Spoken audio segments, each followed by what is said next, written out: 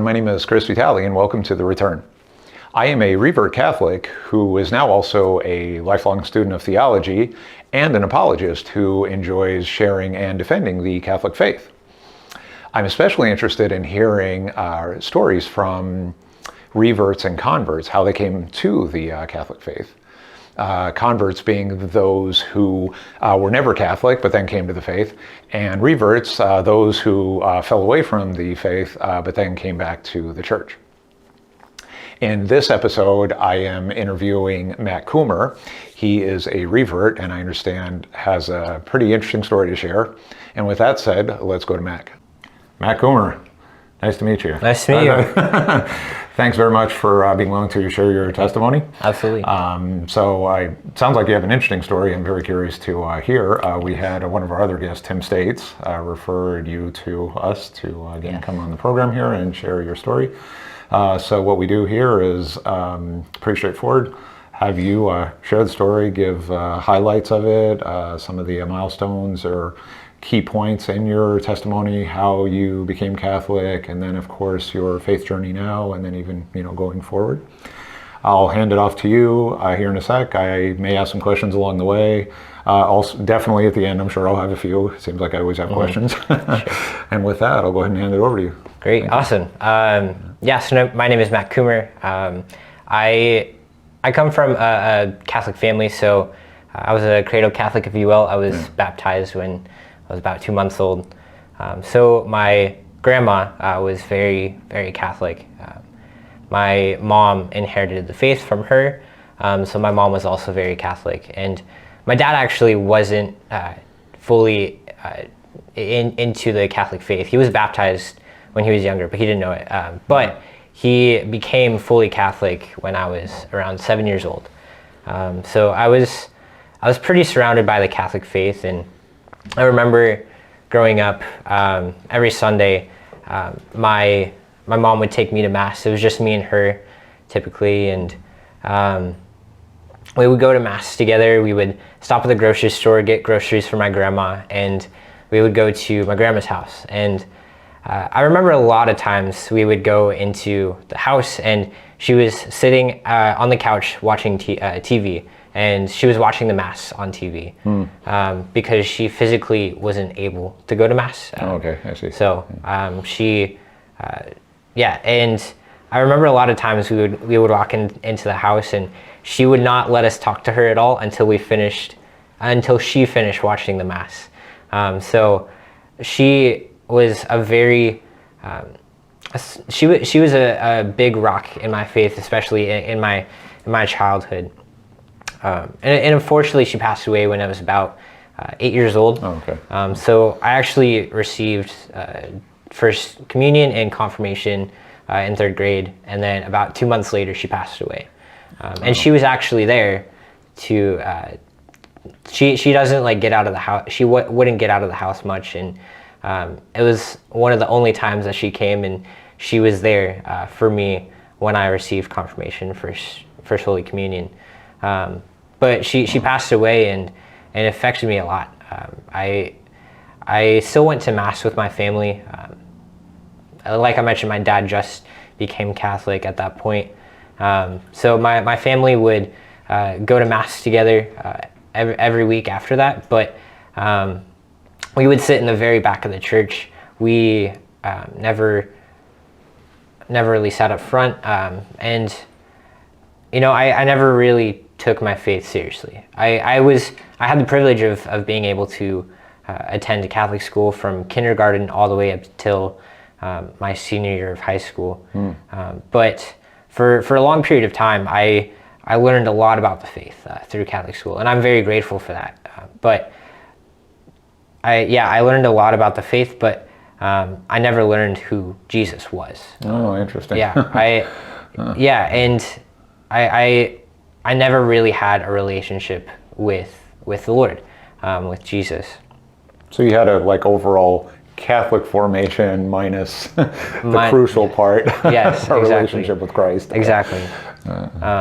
So I remember going into high school, I started doubting the faith. I started doubting that God was real.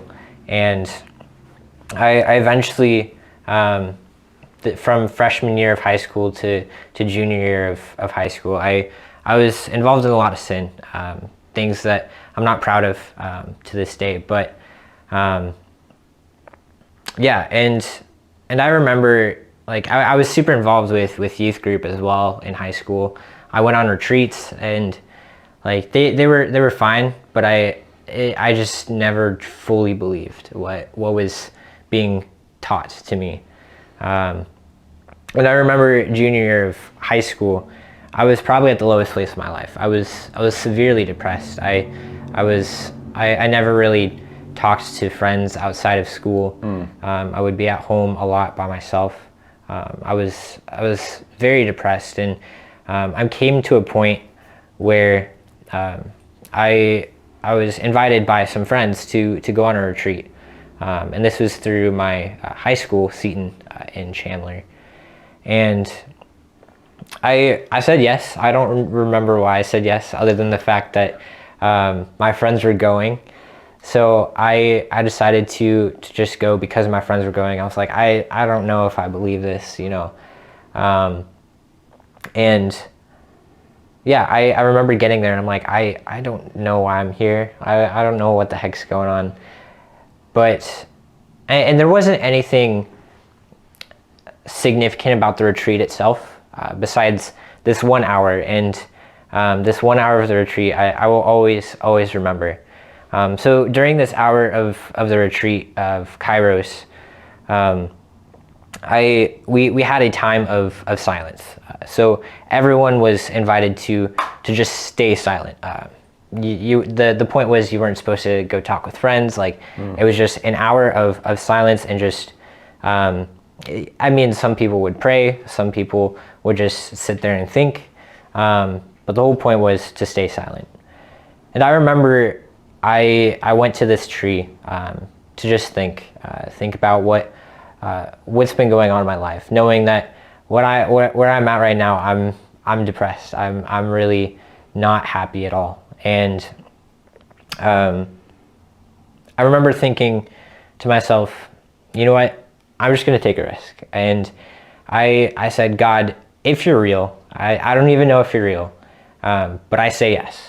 I say yes to whatever you have planned. And if in a year from now, I'm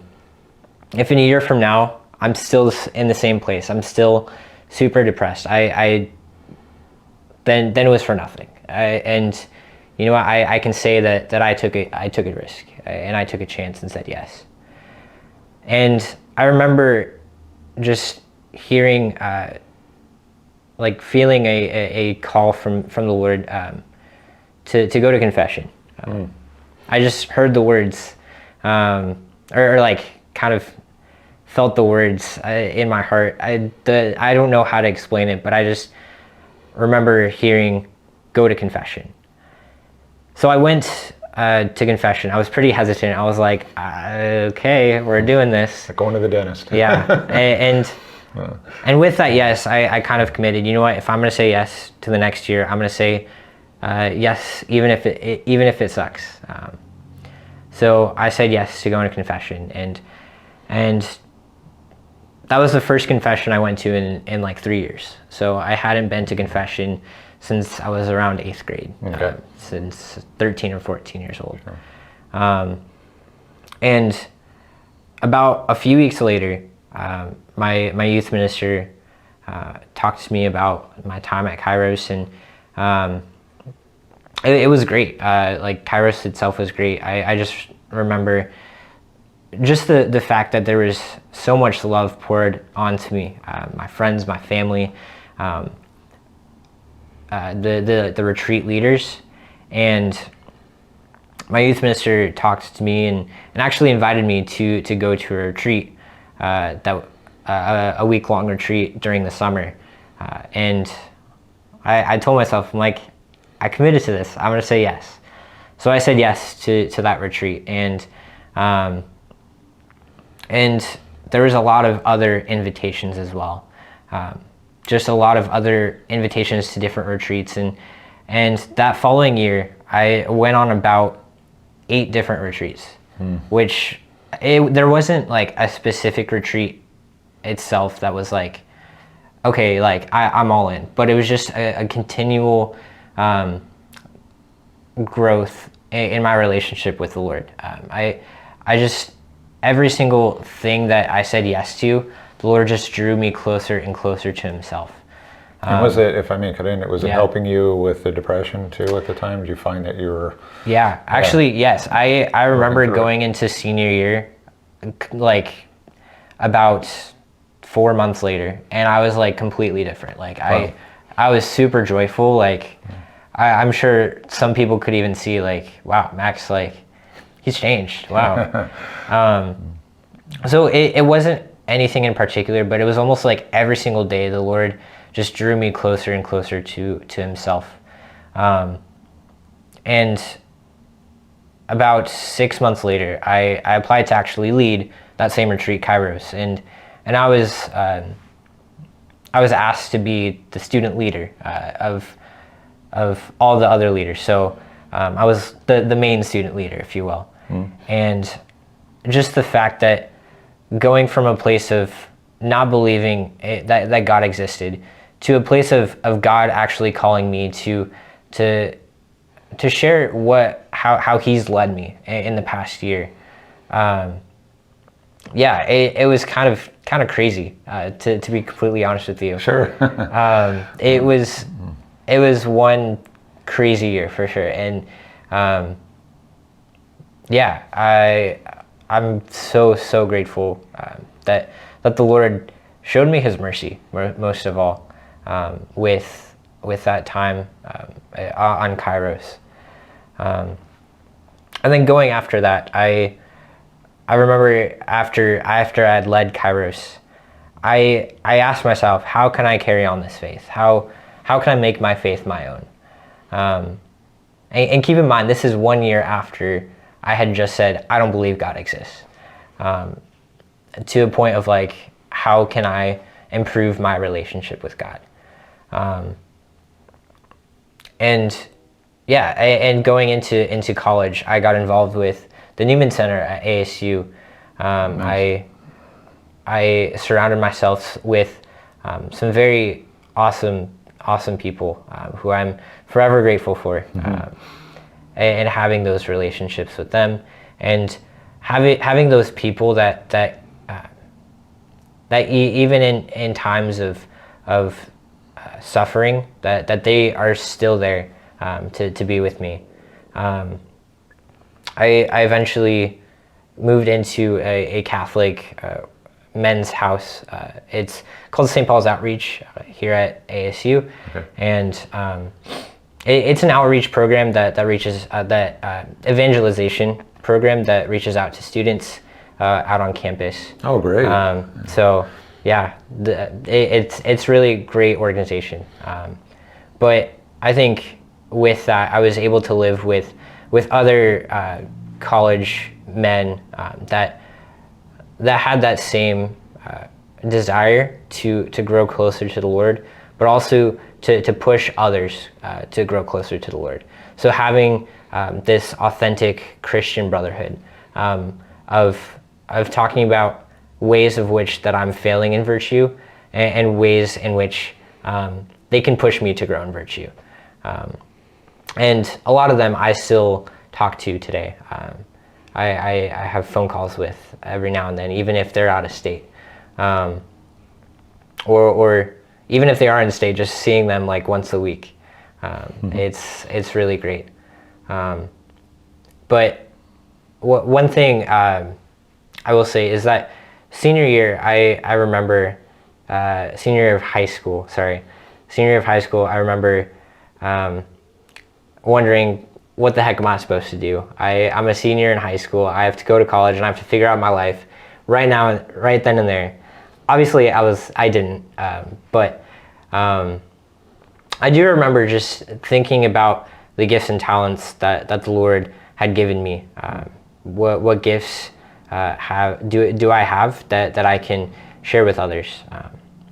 And I was helping out with youth ministry at the time. So I was a core member for an Edge program at my home parish, and I just remember thinking about my gifts and talents, and I was like, I could be youth minister. Yeah, wow, that's so cool.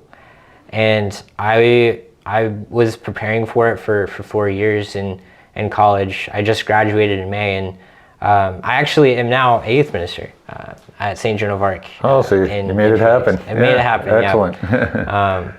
So, yeah, that's the Lord has taken me on a wild ride the past, 6.5 years. Sure has. So, and how long again have you been a youth minister now? Since May, technically June. Oh, okay. So it's I'm pretty fresh. Yeah, sure. Yeah. But now you're doing it. Yeah, right? I'm doing That's it now. awesome, man. Yeah. So I have a few questions for you too, to kind of walk back a little bit, because you mentioned when you first, when you were a kid, started to sort of form your Catholic faith. That was through your grandmother, right? Did you find at that time? Did you have some connection with it? I mean, you were close with your grandmother, had that relationship. So also, did you start to at least see some value in going through, a catechism and learning about the faith at the time? I mean, obviously being much younger, but did your grandma help sort of steer you in that direction? Yeah, I would definitely say yes. Although she couldn't physically go to mass or anything, she always made sure that I prayed before meals at a young age. Yeah. She always talked about just praying and having a relationship with Jesus, even though I was young and I didn't know what that meant at the time. But I had a really good relationship with her growing up, just because I saw her every single Sunday. So, yeah. Yeah, and then which leads to next question, because you mentioned you spent a good part of your life, attending a Catholic school and imagine going through some religious education, along with that, and attending mass, I imagine, fairly regularly. Yet you were a bit disconnected from it, as you mentioned, and that central part of our faith, of our salvation through Jesus Christ. That was a bit sort of absent. Sadly, this happens sometimes in people's faith journeys, where they grow up in a faith environment, say a Catholic faith, and maybe aren't fully formed or connected what the belief really means. And even to the point in your journey that you fell away altogether, like it sounded like you were going through the motions for a good part of your upbringing, and then you hit a really dark place, right? And then of course you described how you pulled out of that. I found that a bit fascinating, because you, and correct me if I'm wrong, you were present but not really plugged in that entire time, right? I was physically present, but not mentally. Not mentally there. Yeah. And then you had mentioned you'd fallen into depression, which that's awesome how you worked through that, and that you trusted in God. And of course there was, the people you encountered and getting involved with the youth group, and then, going on the retreats. What would you say is, what was the most beneficial from that time in the retreats? Like what do you think really opened your eyes the most from that? I remember preparing for this testimony and looking back, and in all honesty, it was my youth minister who always poured into me, always showed the Father's love through her to me, and she was walking with me every step of the way. So she had just come to my home parish the beginning of my junior year. So Kairos was kind of towards the end of my junior year of high school. But she was the one that first invited me to actually help out with youth ministry as a core member. She was the one that always invited me, hey, are you going on a retreat? Hey, do you want to do this? Hey, do you want to do this? And so she's really encouraging. Very encouraging. Really trying to keep you involved. And that's awesome. And even after Kairos, she actually, one of the things of Kairos is all the friends and family write letters to you, and she wrote me a letter, and I was like, how did she even know that I was going? But it's the small things that she did too that looking back, I'm so grateful for the love that she showed me, even though sometimes I didn't show it back. And kind of reflecting that relationship with Jesus with some of us sometimes, how Jesus just consistently loves us, even if we don't love him back. That's right. Yep. Yeah. Yeah, and it's a great way to look at it too. Yes, I like that. Final question for you then. What would you say, because that why I asked that last question leads to this final question. What would you say to other, say, Catholics out there who or just they may be going through the motions right now or had gone through the motions, and what would you say to them as far as how they could make that connection with God, and really go how they're forming their faith, how they can maybe connect more with forming their faith? That's what I mean. Yeah, I think the biggest thing is just God's mercy is so powerful. The fact that the reason that I'm sitting here is because I said yes to going to confession. The reason that I said yes is because God first wanted to show me his mercy, his forgiveness. Gotcha. Yeah. That no matter where we are, like he is suffering with us. He in John 17, like he talks, or it's his prayer of the agony in the garden. And yes. And it's just so beautiful how Jesus is suffering with us, and more so, he's actually he takes on that suffering for us, and how that's I would say that's the greatest sign of his mercy, is just taking on that suffering for us so that we don't have to. Yes. And I would say that again, that God's mercy is so much greater than anything that we're going through. Right. Any sin, any struggles, any sufferings that we're going through, his mercy is so much greater. Always keep that in mind, right? Yeah. Well, thank you again, Mac, really, for this. I mean, it's your story resonates with me, actually. Maybe that's a conversation for another time, too. But I really appreciate you taking the time to share your story. Really, I'll pray for you, continue to wish you all the best in your journey, and thanks very much again. Thank you. Okay. Thank you.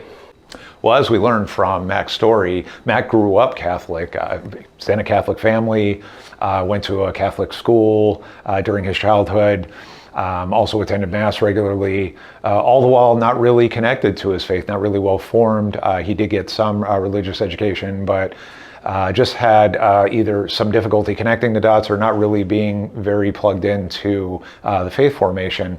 And then in his teen years, as happens in many stories, he fell into a depression, went into a dark place, struggled with that for quite some time, but then found a youth group, powerfully influential youth group and youth minister who helped him pull out of his depression, largely by being very supportive and encouraging, and helping him more with his faith formation going in a better direction. In fact, so much now, he's just continued to grow stronger in his faith since re-embracing it, reforming it, to the point that he's now a youth minister himself, which is awesome. I continue to wish him the best in that. And for anyone else out there going on a faith journey or just having some struggles with your beliefs, having any doubts, if you're somebody who's not familiar with the Catholic faith and you want to learn more about it, you have questions, maybe you've heard some things about the church, but you want to now understand the facts and separate the facts from the fiction, what we truly believe. I encourage you to explore our faith, learn more about it. And for those Catholics who maybe you're kind of on the fence right now or having some doubts, some struggles, either about the church or about faith-related topics, there are answers to all your questions. And I very much encourage you to explore the answers to those questions, rediscover the beauty and the truth of Catholic faith. I thank you for watching The Return, and God bless.